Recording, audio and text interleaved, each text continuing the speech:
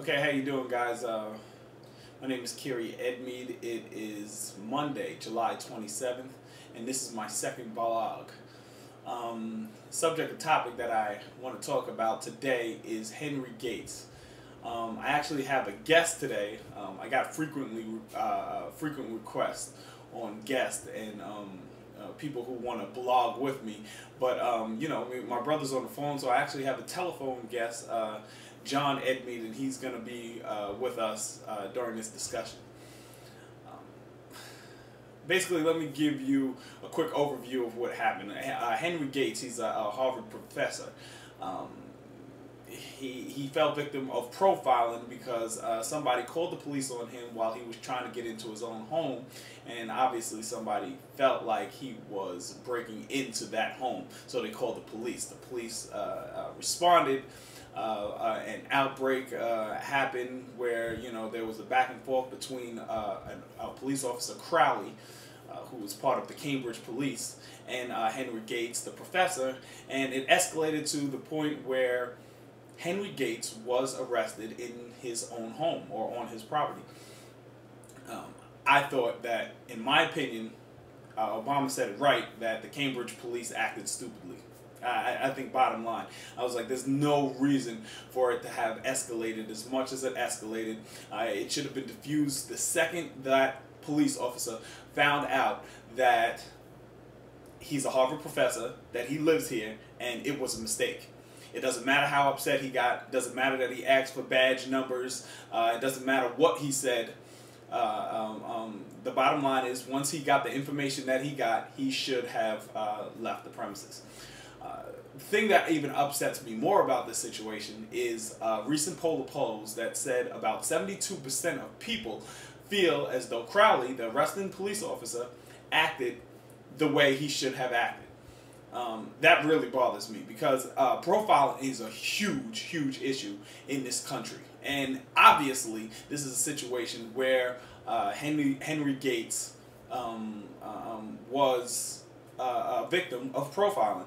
And for people, and for most people to feel that way, I think goes to show you, though we have a black president, we have a long way to go in this country. What I'd like to know is the people who are watching my blog, what do they think? And are they a part of that 72%? And I'd like to know why. John, do you want to chime in? Hello? Yeah, do you want to chime in? Oh, yeah. I think it was, racism based on ego. You know, everybody has an ego about something. Everybody's ego comes into play about something. That's why I feel police officers should be more educated. Maybe a 4-year degree should be required, so people don't feel threatened or don't feel out of place when they are dealing with people that are different, other than the people they grew up with or the people they're used to.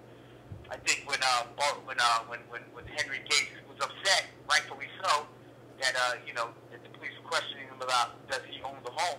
Once it was proven that he owned the home, no matter how Henry Gates acted, the officer should have said, should have gave his apologies. That would have been the professional thing to do. I'm surrounded by cops. I have cops in my family. Some of my best friends are cops, all African American, and they tell me about the